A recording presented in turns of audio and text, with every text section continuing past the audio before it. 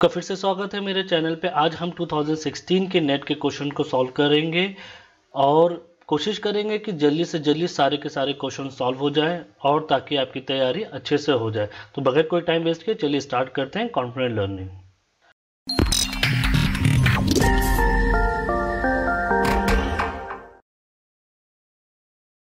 तो हमारा पहला क्वेश्चन है 2016 नेट का, ये है based on the ideal end member formula of diopside the mole percentage of CO for plotting the mineral on a CO MgO SiO2 triangular diagram is. ये क्या होगा अब देखते हैं।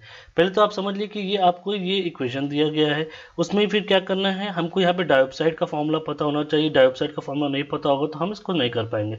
तो हम चलिए डायोप्साइड का फॉर्मूला आपके लिए लिख देते हैं। ये है CaMgSi2O6। ये हमारा डायोप्साइड का फॉर्मूला है। अगर आप इसको ब्रेक करते हैं तो ये होता है CO plus MgO plus 2SiO2। अब हम यहाँ पे देख रहे हैं कि यहाँ पे जो ये डायोप्साइड है इसमें कितना CO, 1 मोल है आपका CO, 1 मोल है आपका MgO और 2 मोल है आपका SiO2। ठीक है, ये आप पता याद रखिए। इस तरीके से हम इसको सॉल्व करेंगे। अभी इसमें हमको क्या देखना है, हमको परसेंटेज ऑफ CO निकालना है डायोप्साइड को प्लॉट करने में। तो क्या होना चाहिए, now mole proportion of CaO in diopside is क्या होना चाहिए, 1, और ये पूरा टोटल होता है आपको पता है 1 + 1 + 2, ये हो गया। ये शुड भी 100 होना चाहिए आपका। तो ये आ गया 1/4 × 100, तो ये आपका आ गया 0.2 × 100।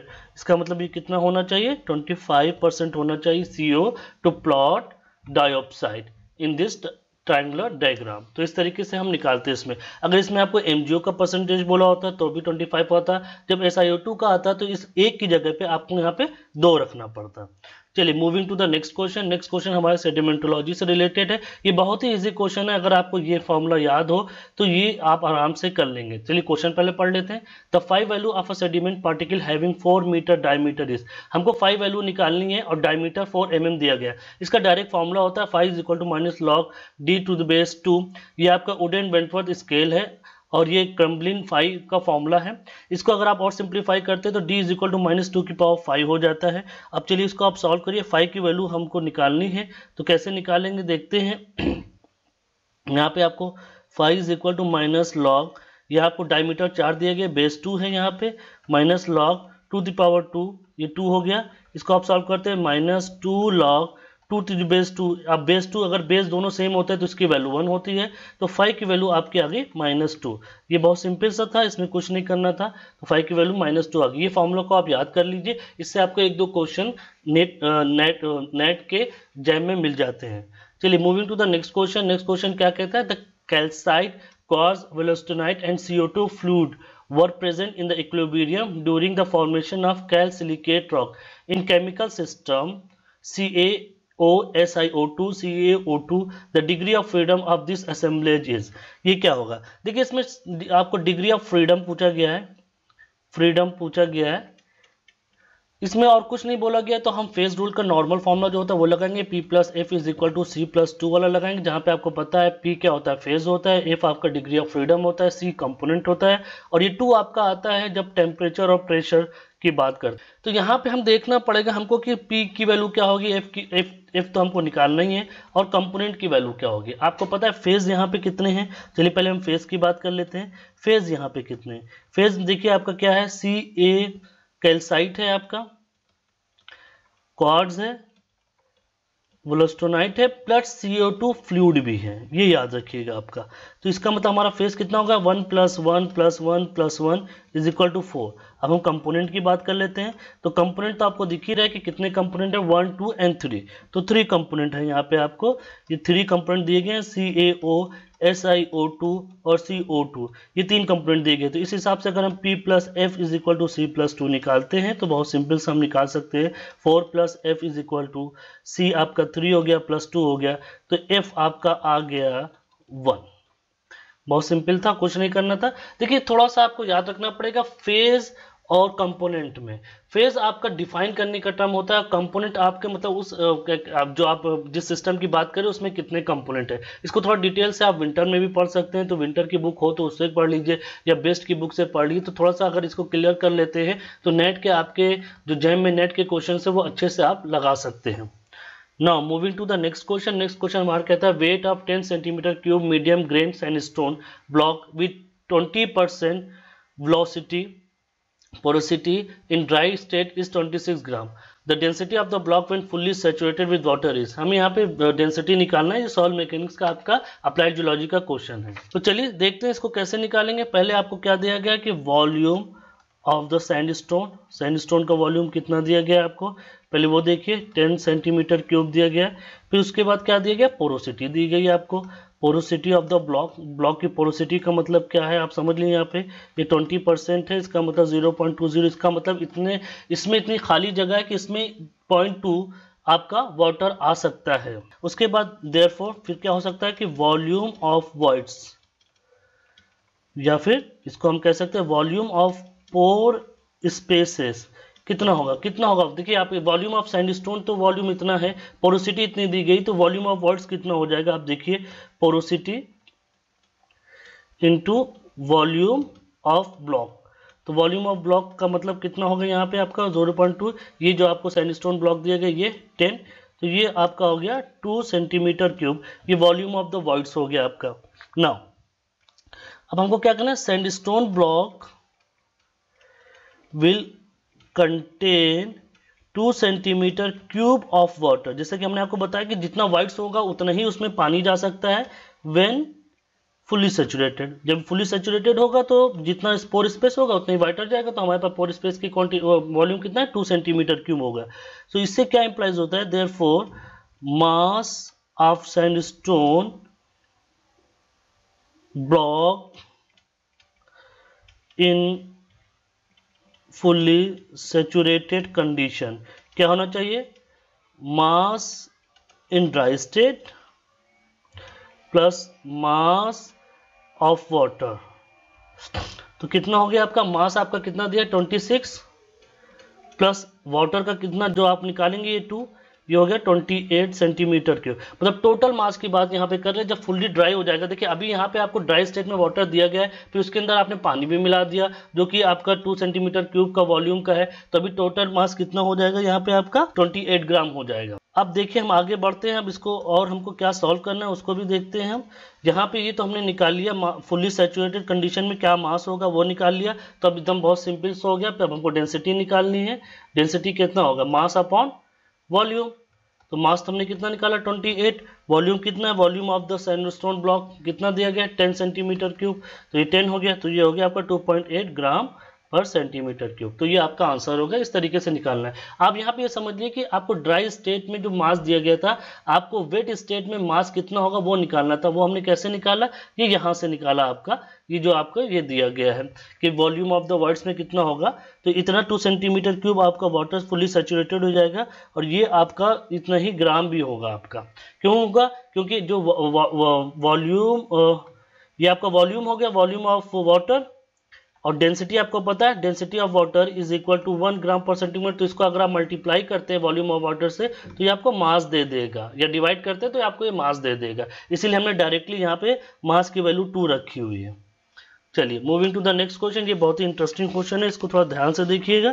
इसमें क्या कहा जाएगा, ये मिनोलॉजी का ऑप्टिकल का बहुत अच्छा क्वेश्चन है।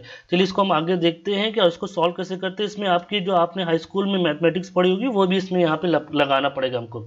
In the following figure the exterior angle measured between, यहाँ पे प्लेन दिया गया, ये प्लेन दिया गया है और ये प्लेन दिया गया है, ये हम 2 प्लेन की बात करते हैं, ये 2 प्लेन दिया गया है।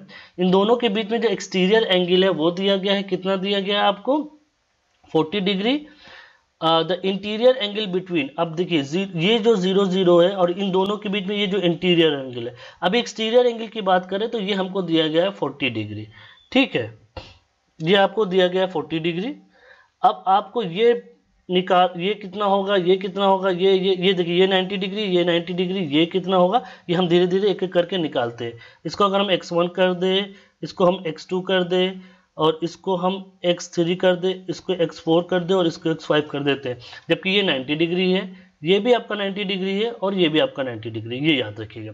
चलिए अभी हमको क्या दिया गया है, गिवन हमारे पास है exterior angle between plane 001 and 021। ये क्या है हमारे पास, आप समझिए under root angle of X Y Z is equal to 40 degree. ये आप हमारा ये वाला जो आपका एंगल है, अगर हम इसको x कहते हैं, इसको z कहते हैं और इस पॉइंट को हम y कहते हैं, इस पॉइंट को अगर हम a कहते हैं और इस पॉइंट को हम d कहते हैं, तो ये वाला जो हमारा एंगल है x y एंड z, तो ये 40 डिग्री दिया गया है। तो z y और a, z y और a, ये एंगल कितना होगा, ये आप बताइए। x2 मतलब कितना होगा, आपको पता है ये पूरा एंगल 180 होगा, तो 180 माइनस 40 इज इक्वल टू 140, ये तो 140 हो जाएगा फिर आपका।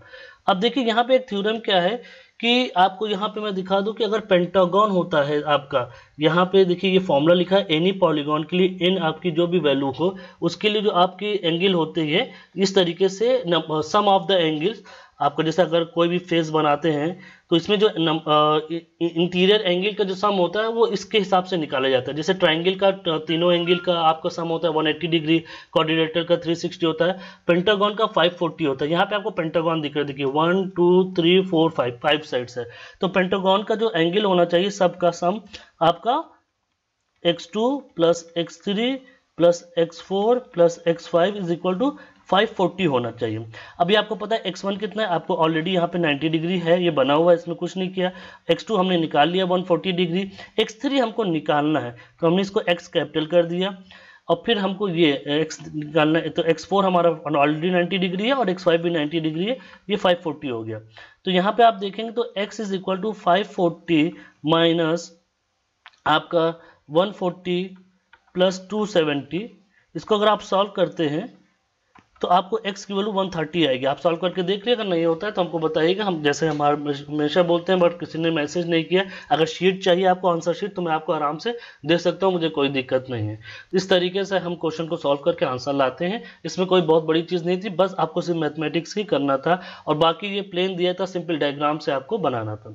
चलिए moving to the next question, if the elevation of the wave cut platform is 55 meter above the sea level and the age of the erosion, age दिया गया है मतलब आपको टाइम दिया गया है, बेसिकली हम टाइम लिख लेते हैं 120 किलो ईयर, और क्या दिया गया है, एलिवेशन दिया गया, मतलब हम एक तरीके से समझ लेते हैं डिपोजिशन। डिपोजिशन मतलब आपका सेडिमेंटेशन हो रहा है, तो ये एक तरीके से डिपोजिशन की बात कर रहे हैं, तो हम इसको समझ लेते हैं कि ये डिस्टेंस है या डिस्प्लेसमेंट है, मतलब थिकनेस हमारी बढ़ रही है, तो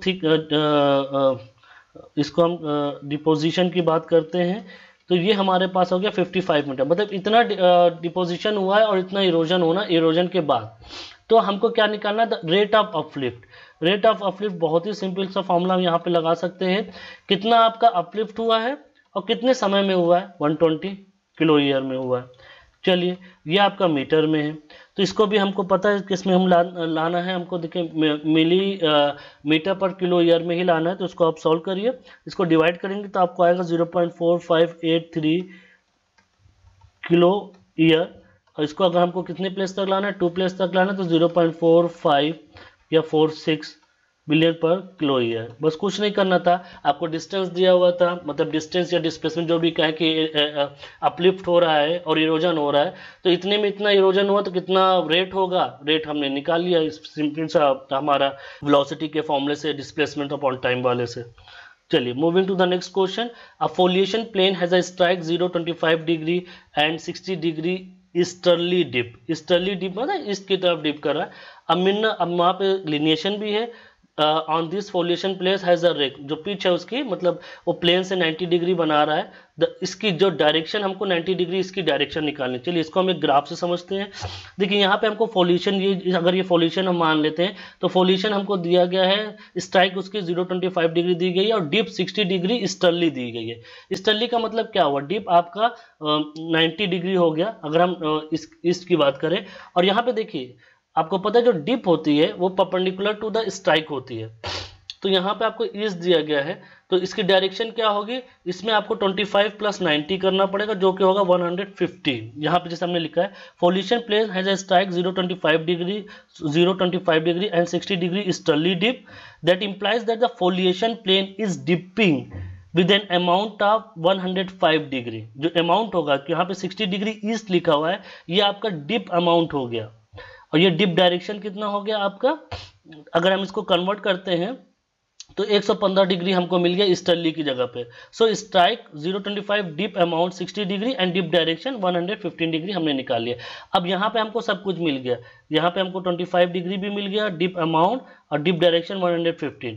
अब देखिए यहाँ पे के जो लिनिएशन है ये परपेंडिकुलर है, यहाँ पे 90 डिग्री है इस प्लेन के जगह है इसके। Now any line pitching 90 degree on an inclined plane. अब जो कि ये 90 डिग्री बराबर आपको पता है जो मैक्सिमम डिप होती है that is perpendicular on 90 degree to the plane.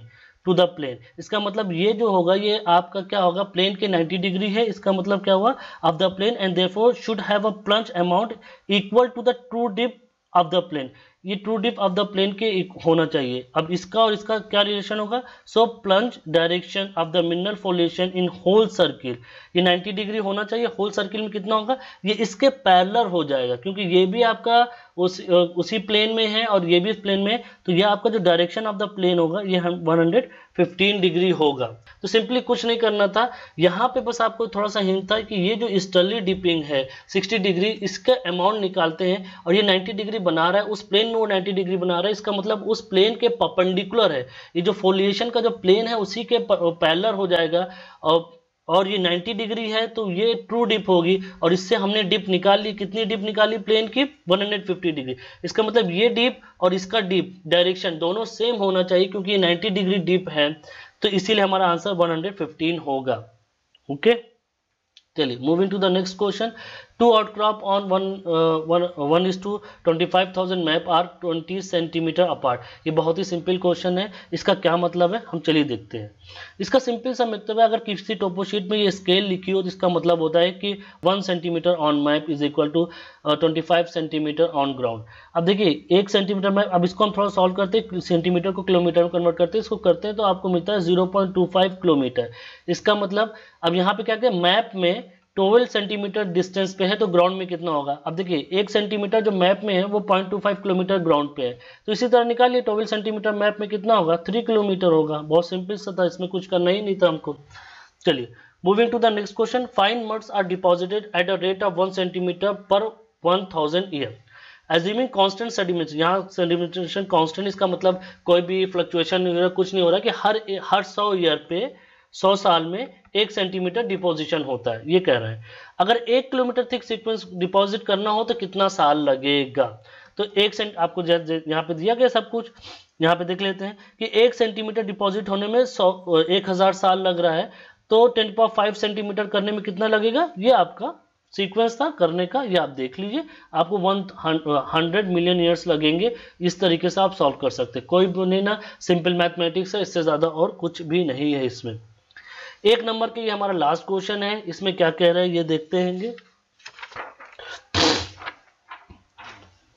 ये कह रहा है कि B and B dash are 2 points on the topographic map. ये टोपोग्राफिक मैप दिया गया, इसमें 2 पॉइंट्स दिए गए, shown below. The distance between B, यहाँ से बी और बी डैश की जो बीच में डिस्टेंस है, लीनियर ट्रेवर्स जिसको कह सकते हैं, लीनियर ट्रेवर्स है, ये 220 मीटर है। चलिए, the angle of the slope along this traverses, यहाँ पे जो एंगल होना चाहिए वो क्या होना चाहिए। देखिए अगर आपको इन दोनों के बीच की स्पेसिंग मालूम है तो आप सिंपली निकाल सकते हैं contour interval divided by distance, but यहाँ पे ऐसा नहीं ना, यहाँ पे थोड़ा सा आपको अलग से निकालना पड़ेगा। वो कैसे निकालना पड़ेगा चलिए देखते हैं। यहाँ पे आपको ये पॉइंट है, अब देखिए यहाँ पे आपको मैं थोड़ा सा बता दूं कि आपको यहाँ पे ये 200 दिख रहा होगा, बट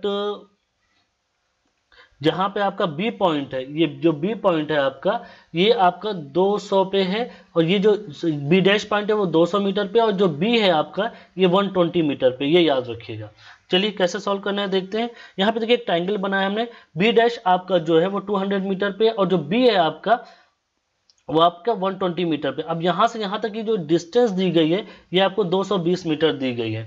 अब यहाँ पे यहाँ से यहाँ तक वर्टिकल डिस्टेंस देख लीजिए कि जो वर्टिकल डिस्टेंस होगी वो कितनी होगी। वर्टिकल डिस्टेंस आपको पता ही है, ये माइनस करने से आएगा। यहाँ पे आपका 200 मीटर का कॉन्टूर है, यहाँ पे 120 का है, तो ये 200 माइनस 20 ये 180 आ गया। ये आपकी वर्टिकल डिस्टेंस होगी, ये आपकी वर्टिकल डिस्टेंस हो गई। और इंक्लाइन डिस्टेंस जो कि आपके ट्रेवर्स अलोंग द, मतलब आप जब पहाड़ी पे इधर उधर भाग के चल रहे हैं तो ये वो डिस्टेंस है जो कि 220 मीटर है। अब बट अगर वर्टिकल पॉइंट की बात करते हैं, जो वर्टिकल ड्रॉप करते हैं, तो वो डिस्टेंस आपकी 80 मीटर है। अब यहाँ पे आपको ये एंगल निकालना है, बहुत सिंपल सा, वर्टिकल डिस्टेंस और ये आपका इंक्लाइंड डिस्टेंस है। तो आप सिंपल मैथमेटिक्स लगा दिए, इसमें ट्रिग्नोमेट्री लगाते हैं हम। साइन थीटा, ये थीटा की बात करते हैं तो ये आपका लंब हो जाता है, ये कर्ल हो जाता है। साइन थीटा 80/220, इसको डिवाइड करते हैं 0.36। ये आपका सिंपल जो कैलकुलेटर आपका लैपटॉप होता है या कंप्यूटर होता है उसमें भी आप ये सारी वैल्यूज निकाल सकते हैं, तो घबराने की कोई बात नहीं। कंप्यूटर पे बैठ के थोड़ा सा प्रैक्टिस कर लिए कि इसको किस तरीके से सॉल्व करना है आपको। अगर आपको कहीं पे कुछ समझ में नहीं आ रहा है तो प्लीज़ मुझे कमेंट सेक्शन में लिखिए। मेरे चैनल को सब्सक्राइब करिए, टेलीग्राम पे मुझे फॉलो करिए, मैं वहाँ पे अपने नोट्स को अपडेट कर रहा हूँ आपके लिए, और आप उसको देखिए। तो अभी तक के लिए इतना ही, थैंक यू।